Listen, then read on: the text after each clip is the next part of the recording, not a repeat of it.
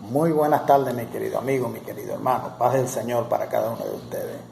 Amigo, aquí traigo otra explicación sobre el tal pecado de los evangélicos, la gran mentira de la falsa religión evangélica, del falso Cristo predicado por la religión evangélica y el falso pecado predicado por la religión evangélica.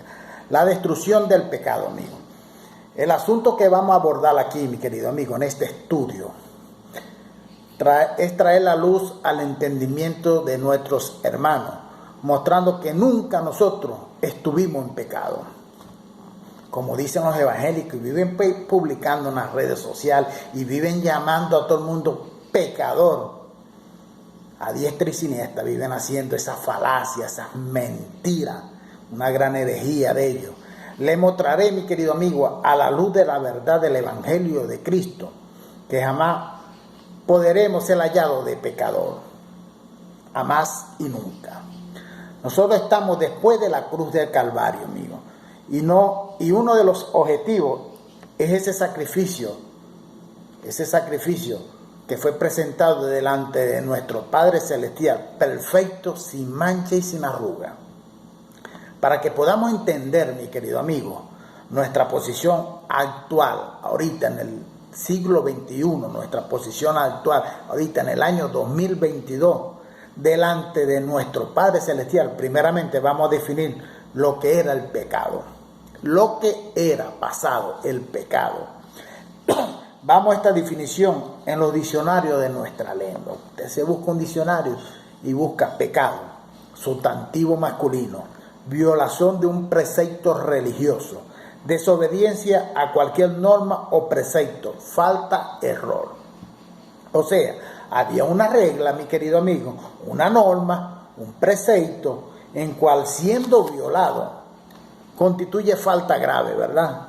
Esta acción se denominaba pecado por los judíos.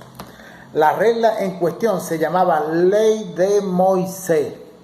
Usted está en la ley de Moisés, usted está en el antiguo pacto, usted es judío. Dígame, el profeta Isaías describe, mi querido amigo, que la acción de desobediencia a esta ley de Moisés afectaba la comunión de los judíos con su Padre Celestial, con el Padre de la Gloria. Isaías 59, versículo 2 dice: pero nuestra iniquidad, profeta Isaías, para el pueblo de Israel, no es para nosotros. Dice Isaías al pueblo de Israel: pero vuestra iniquidad ha hecho separación entre vosotros y vuestro Padre, y vuestro pecado han hecho ocultar de vosotros su rostro para no escucharos.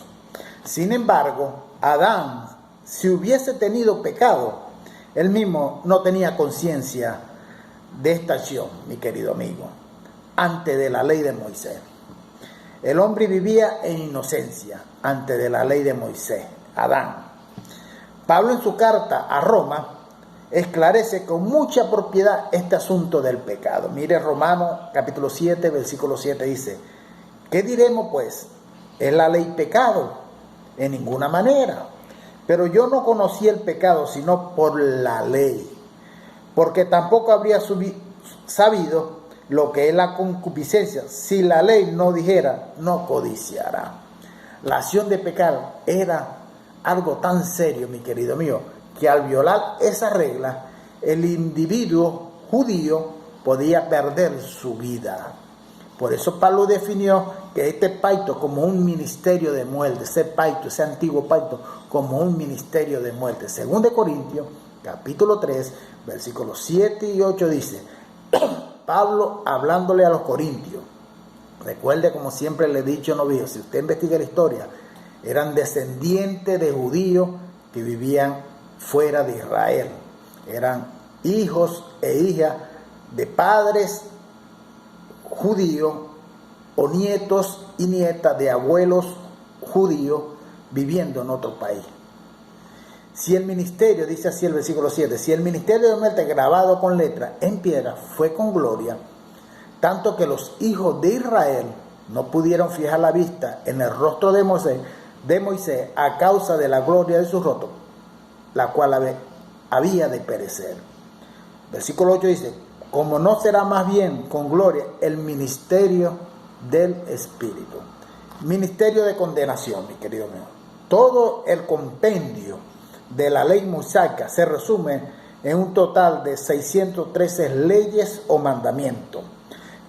Mandamientos estos que fueron necesarios para aquel tiempo del pasado, de aquel Israel antiguo, del antiguo pacto, mi querido amigo. Moisés, al sacar al pueblo de Israel de la esclavitud de Egipto, necesitaba una regla, una constitución que lo auxiliase a guiar a ese pueblo. Ejemplo, la nación de Venezuela está en dictadura con una constitución que por un lado es buena, pero por otro lado no sirve. Cuando a un pueblo o unos líderes políticos saquen a Venezuela de esa dictadura y Venezuela vaya a la democracia, a la libertad nuevamente, hay que hacer una nueva constitución para que ese pueblo de Venezuela se deje guiar por esas leyes de esa constitución, hablando en el ámbito terrenal, ¿no? Ejemplo estoy poniendo de la ley de Moisés, que eran 613 leyes, una constitución hecha por Moisés para el pueblo de Israel después que lo sacó de Egipto y estuvo 40 años rodando en círculo por el desierto. El gran problema es, mi querido amigo, es que esa constitución siempre dejó a ese pueblo de Israel, en una deuda con su Padre Celestial. Era un pacto de condenación, un pacto con defecto, no era perfecto. Hebreos 10:1 dice, porque la ley teniendo la sombra de los bienes venideros, no la representación misma de la cosa, nunca puede por los mismos sacrificios que se ofrecen continuamente cada año hacer perfecto a los que se acercan. Nunca esa ley, cada año que sacrificaba en el templo el sumo sacerdote un animal y rociaba con sangre, a orar por los pecados del pueblo de Israel y por los pecados del mismo, en cual el Espíritu de Dios pasaba en ráfaga una vez al año por el lugar santísimo del templo de Israel, templo de Jerusalén, y así al otro día ellos volvían a pecar y volvían a caer, por eso no era perfecto. Entonces, para que el hombre no muriese al infringir ese mandamiento, y cuando hablo del hombre del Israel, el hombre del pasado, no muriese por infringir esos mandamientos de esas leyes, Dios estableció los sacrificios. Y en dado momento de la historia, mi querido amigo, nuestro Padre Celestial no quiere recibir más esas ofrendas, más esos sacrificios. Isaías 1:11 lo dice muy claro. Infelizmente, estos incautos, estos neófitos de la fe de evangélicos, están ciegos completamente. El evangelio de ellos es falso, es una porquería, es una mierda, mi querido amigo, como lo dice el apóstol Pablo, es un estiércol, es un falso evangelio, como lo dice el apóstol Pablo también en Gálatas 1, un evangelio anatema, un evangelio de mentira, de rituales, de ceremoniales judaicos, y a Dios no le agrada eso. Dios no quiere nada de eso, y lo dice el profeta Isaías, al pueblo de Israel se lo dice, Isaías 1:11. ¿Para qué me sirve, dice Yahweh, la multitud de vuestros sacrificios? Hastiado estoy de holocausto y de carnero, y de cebo de animales gordos. No quiero sangre de bueyes, ni de oveja, ni de machos cabríos. Dios está en su inmensa sabiduría. Decide dar un fin a ese pacto. Con ese acto y su intento de sacar la acción, el pecado de esa tierra, de la tierra de Israel y de las 12 tribus que estaban esparcidas por aquel mundo habitado en el siglo I. Dios anuncia eso a través del profeta Zacarías. Mire lo que dice Zacarías 3:9.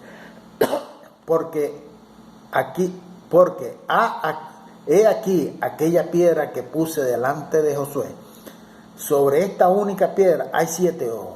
He aquí, yo grabaré su escultura, dice Yahweh de los ejércitos, y quitaré el pecado de la tierra en un solo día. ¿Lo quitó o no lo quitó? Cuando Dios vino en carne a través de su hijo Yahshua de Nazaret. ¿Lo quitó o Dios es mentiroso?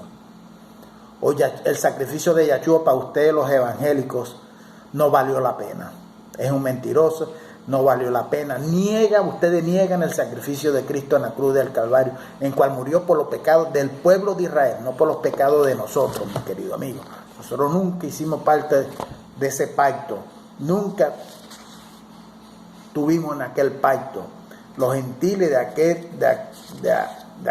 aquellos siglos eran sin Dios y sin leyes. Ya nosotros nacimos después de la cruz, mi querido amigo. Y Dios vino lo dice Mateo 15, versículo 24, dijo: no he sido enviado sino a las ovejas perdidas de la casa de Israel. Yahshua de Nazaret, o el Jesús, como lo llaman los evangélicos, es un Jesús inventado por los católicos y después por los evangélicos, pero vamos a suponer el Jesús de los evangélicos. Él fue enviado solamente a la casa perdida, a las ovejas perdidas de la casa de Israel. Está viendo, ¿no? Ministerio de justificación, mi querido amigo. Como ya pudimos constatar, para ver a solución la remisión de pecados era necesario los sacrificios, ¿verdad? ¿Cuál era el plano divino para esa acción? En el pasado, tomar una forma humana. Dios tomó una forma humana y sacrificarse, Dios mismo sacrificarse a través de su hijo Yahshua de Nazaret, que es el mismo Dios que vino en carne, una única y perpetua vez, para sacar el pecado del mundo de Israel. Observación, mi querido amigo. Al hacer eso, Dios coloca al hombre en una posición en la cual jamás puede ser encontrado en pecado. Pues al extinguir la ley, la regla, el mandamiento, hay más posibilidad de infringirlo, mi querido amigo. Si no existe más, ¿cómo sufriremos un castigo, amigo? Si no existe más la ley, ¿cómo sufriremos un castigo? Si no existe más el pecado, ¿cómo sufriremos un castigo? Por lo menos para los judíos, porque la ley fue para los judíos, no para nosotros. La ley de Moisés. Hebreos 9:26 dice: de otra manera le hubiera sido necesario padecer muchas veces desde la fundación del mundo, pero ahora en la consumación de los siglos ha sido manifestado una vez para siempre por el sacrificio de sí mismo para quitar de en medio el pecado. Romanos 10:4 dice: porque Cristo es el fin de la ley, para la justicia de todo aquel que cree. Hebreos 8:12 dice: porque seré propicio a su injusticia y nunca más me acordaré de sus pecados y sus iniquidades. Eso es mentira, lo que está escrito. Sabemos que la Biblia está muy adulterada, tiene muchas cosas añadidas, pero hay muchas cosas que quedaron ahí que no la pudieron cambiar, ¿verdad? Así como vino la condenación, imputación, donde nosotros no estábamos ahí, nosotros, lo del 2000, lo que vivimos en el siglo XXI, en el año 2022, no estábamos ahí. A todo aquello hombre, por medio de Adán, Cristo al morir en la cruz del Calvario cumplió la ley y saca el pecado de la tierra de Israel, y nos coloca eternamente justificados delante de nuestro Padre. Ya nosotros nacemos justificados, mi querido amigo. Romanos 5:18 dice: así pues, como la transgresión de uno vino la condenación a todos los hombres, de la misma manera por la justicia de uno vino a todos los hombres la justicia de vida.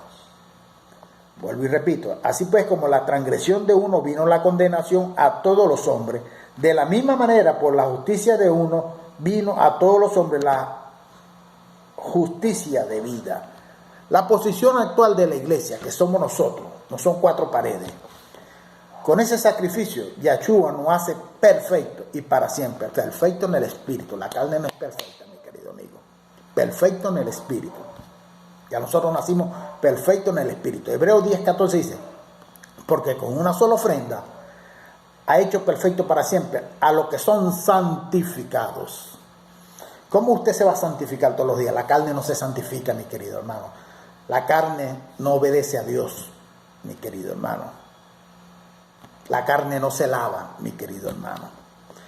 Estamos sin mancha y sin arruga, irrepresible delante de Dios. Efesios 5, del versículo 25 al 27 dice: marido, amad a vuestra mujer, así como Cristo amó a la iglesia y se entregó a sí mismo por ella, para santificarla, habiéndola purificado con el lavamiento de agua por la palabra, a fin de presentarla a él a sí mismo como una iglesia gloriosa, que no tenga mancha ni arruga, ni cosas semejantes, sino que sea santa y sin mancha. Conclusión: para que nosotros seamos encontrados en pecado, mi querido amigo, Cristo tendría que haber fallado en su muerte y en su resurrección, y su sacrificio en la cruz del Calvario por los judíos haya sido en vano. No valió la pena. Según los evangélicos, no valió la pena. Si usted cree en ese sacrificio que Cristo hizo por los judíos, y ahí unió a los... Perdón, si usted cree en el sacrificio que Cristo hizo por los judíos, y ahí en la cruz unió a los dos pueblos, judíos y gentiles, también usted tiene que creer que jamás han pecado, o que algún día pudieran pecar. No. 1 Corintios 15, 17 dice: y si Cristo no resucitó, vuestra fe es en vana, aún estáis en vuestro pecado. Mire, para ustedes evangélicos, ustedes neófitos de la fe, que dicen que pecan todos los días y que están en pecado y llaman a todo el mundo de pecador.